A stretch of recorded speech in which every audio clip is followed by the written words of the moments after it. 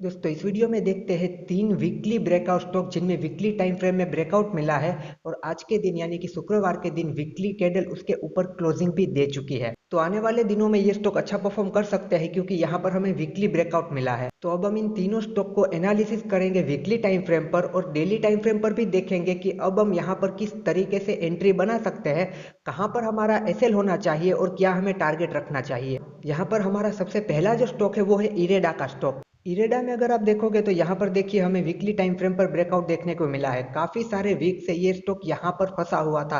देखो यहाँ से ये नीचे आया, फिर यहाँ पर ये रेंज में चला गया, पर इस वीक ये यहाँ पर ऊपर की तरफ ब्रेकआउट दे चुका है और वीकली कैंडल भी बहुत अच्छी बनी है। तो आने वाले वीक में इसके ऊपर जाने के चांसेस ज्यादा है। अब हमें यहाँ पर वीकली टाइम फ्रेम पर तो पता चल गया कि यहाँ पर ब्रेकआउट मिल चुका है, पर हमें यहाँ पर एंट्री किस तरीके से बनानी है। एंड देखिए ये जो तीनों स्टॉक आज हम डिस्कस करने वाले हैं उनका ब्रेकआउट वीकली टाइम फ्रेम पर हमें मिला है। तो यहाँ पर अगर आप पोजीशन बनाते हैं तो आपको वेट करना पड़ सकता है टारगेट के लिए, क्योंकि ये वीकली टाइम फ्रेम के ब्रेकआउट है। यहाँ पर ऐसा नहीं होगा कि 2 दिन में आपको टारगेट मिल जाएगा। यहाँ पर आपको थोड़ा समय होल्ड करना पड़ सकता है टारगेट के लिए। तो अब हम इसे देखते हैं डेली टाइम फ्रेम पर और डेली टाइम फ्रेम पर हम देखेंगे कि हमें यहाँ पर किस तरीके से एंट्री बनानी चाहिए, कहाँ पर हमारा एसएल आएगा और किस तरीके से हमें टारगेट डिसाइड करना है। तो डेली टाइम फ्रेम पर यहाँ पर अगर आप देखोगे, देखिए डेली टाइम फ्रेम पर ये स्टॉक कुछ इस तरीके से यहाँ पर आया है। अब देखो यहाँ पर अगर आप एंट्री बनाते हो तो आपको ये एसएल लेना पड़ सकता है। अगर देखो आपने ये एसएल लिया, यहाँ पर ये रिटेस्ट के लिए आया तो यहाँ पर ये पहले आपका एसएल हिट कर देगा। और अगर आप इस एसएल के साथ भी जाते हो रिटेस्ट में, अगर ये इस जोन तक यहाँ पर आया फिर भी ये आपका एसएल पहले ले सकता है। तो अब यहाँ पर हमें क्या करना चाहिए, अब हमें देखिए वेट करना चाहिए इस तरीके के एक रिटेस्ट का। जब ये रिटेस्ट करके इस तरीके से निकलेगा तब यहाँ पर हमें एंट्री बनानी चाहिए इस एसएल के साथ, अगर आपको एक सेफ एंट्री लेनी है तो।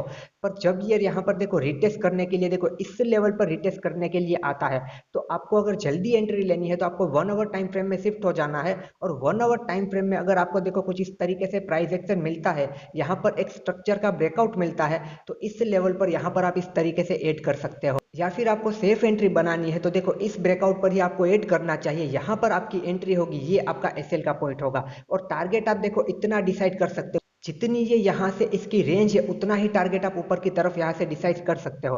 जैसे कि मतलब देखो ये है 160 का लेवल, 160 से लेकर ये रेंज यहाँ पर है कुछ 205 की, यानी कि 200 की समझो, तो 40 रुपए की यहाँ पर ये रेंज है। तो यहाँ से इस लेवल से ये स्टॉक 240 से 250 के बीच में जा सकता है। तो उस तरीके से आपको अपने टारगेट को डिसाइड करना है। एंड दूसरा, जितना भी यहाँ पर आप रिस्क ले रहे हो, मतलब कि अगर 10 रुपए का एसएल रख रहे हो तो उसके सामने आपको 20 रुपए का टारगेट सेट करना है, यानी कि 1:2 के हिसाब से चलना है। तो यहाँ पर इरेडा में वीकली टाइम फ्रेम पर हमें ब्रेकआउट देखने को मिल गया है, पर डेली टाइम फ्रेम में यहाँ पर आपको एक पुल बैक का वेट करना चाहिए, एक रिटेस्ट का वेट करना चाहिए और रिटेस्ट के ब्रेकआउट पर जाना चाहिए सेफ तरीके से। अब देखते हैं आज का हमारा दूसरा स्टॉक। आज का हमारा दूसरा स्टॉक है वो है आयरकॉन का स्टॉक। आयरकॉन को सबसे पहले वीकली टाइम फ्रेम पर देखेंगे। देखिए वीकली टाइम फ्रेम पर आप देख सकते हो, यहाँ पर देखो आपको एक पुल बैक के साथ ब्रेकआउट देखने को मिला है और वीकली कैंडल यहाँ पर इस जोन के ऊपर, यानी कि रेजिस्टेंस जोन के ऊपर क्लोजिंग दे चुकी है और ये भी एक अच्छी वीकली कैंडल यहाँ पर क्लोज हुई है। तो वीकली टाइम फ्रेम पर हमें ब्रेकआउट देखने को मिल गया। अब हम चलते हैं डेली टाइम फ्रेम पर ये देखने के लिए कि वहां पर हम किस तरीके से ट्रेड कर सकते हैं। देखिए इस स्टॉक में भी डेली टाइम फ्रेम पर देखो हमें इस तरीके से यहाँ पर ट्रेड के लिए वेट करना चाहिए एक रिटेस्ट का। रिटेस्ट के ब्रेकआउट पर यहाँ पर हम ऐड कर सकते हैं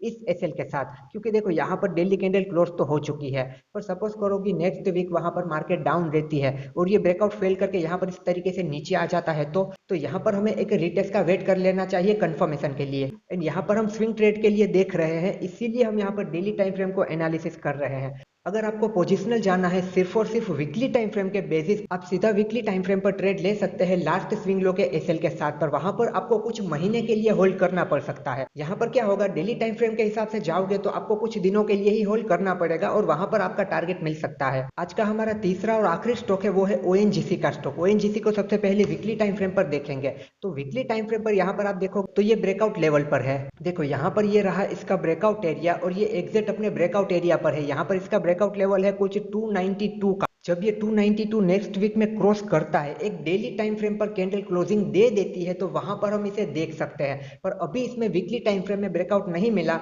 हो सकता है नेक्स्ट वीक हमें यहाँ पर वीकली टाइम फ्रेम पर ब्रेकआउट मिल जाए और ब्रेकआउट के साथ ही ये स्टॉक हमारे हाथ में आ जाए। तो यहाँ पर हम इसे देखते हैं डेली टाइम फ्रेम पर। देखिए डेली टाइम फ्रेम पर यहाँ पर आपको एक पैटर्न दिख रही होगी जो कि है inverted head and shoulder pattern. तो यहाँ पर देखो inverted head and shoulder pattern का यहाँ पर देखिए इस तरीके से ब्रेकआउट होगा। जब ये देखो इस तरीके से एक कैंडल यहाँ पर क्लोज कर देगा, आप चाहो तो हाफ क्वांटिटी के साथ जा सकते हो, या फिर उसके बाद एक सेफ एंट्री लेने के लिए आपको एक रिटेस्ट का वेट करना है और रिटेस्ट के ब्रेकआउट पर इसको यहाँ पर ऐड करना है इस एसएल के साथ। एंड देखो जो भी ये रेंज रहेगी वो आपका टारगेट रहेगा ऊपर की तरफ। जैसे कि यहाँ पर कितनी रेंज है, देखो ये 290 से लेकर यहाँ पर ये कुछ 250 है। तो ब्रेकआउट लेवल से 40 रुपए तक ये ऊपर जा सकता है। मतलब कि 290 से ये 40 रुपए ऊपर जा सकता है, यानी कि 330 के लेवल को टच कर सकता है। तो वहां तक का अगर आप चाहो, अगर आप होल्ड करना चाहते हो ज्यादा दिन तक, तो आप वहां तक का टारगेट रख सकते हो, या फिर रिस्क रिवॉर्ड हिसाब से आप टारगेट रख सकते हो कि अगर यहाँ पर आपका 10 रुपए का एसएल आ रहा है तो ऊपर की तरफ आपको 20 रुपए का टारगेट रखना चाहिए, यानी कि 1:2। तो दोस्तों ये आज के हमारे 3 ब्रेकआउट स्टॉक थे। 2 स्टॉक में वीकली टाइम फ्रेम में क्लोजिंग आ चुकी है, ब्रेकआउट हो गया है और ओएनजीसी ब्रेकआउट लेवल पर है। नेक्स्ट वीक हमें इसमें ब्रेकआउट देखने को मिल सकता है। एंड कोई भी ट्रेड बनाने से पहले एक बार अपना एनालिसिस जरूर कीजिए। अगर आपको सारी चीजें सही लगती है तो ही आपको वहां पर ट्रेड बनाना चाहिए। और यहाँ पर डेली टाइम फ्रेम के हिसाब से अगर आपको कुछ दिनों का ट्रेड करना है तो एक रिटेस्ट के बाद ही आपको वहां पर जाना चाहिए। तो प्रॉपर अपने खुद के एनालिसिस के साथ या फिर अपने फाइनेंशियल एडवाइजर की एडवाइस लेके आप यहाँ पर चाहे तो पोजीशन बना सकते हैं। और प्रॉपर रिस्क मैनेज करके आपको हमेशा ट्रेड करना चाहिए और आपको अपना एनालिसिस जरूर करना चाहिए। आपको सारी चीजें सही लगती है तभी आपको किसी भी ट्रेड में पोजीशन बनानी चाहिए। ऐसे किसी का वीडियो देख के, किसी का सुन के आपको कभी भी पोजीशन नहीं बनानी चाहिए। तो आने वाले दिनों में इन 3 स्टॉक को आप चाहे तो ध्यान में रख सकते हैं।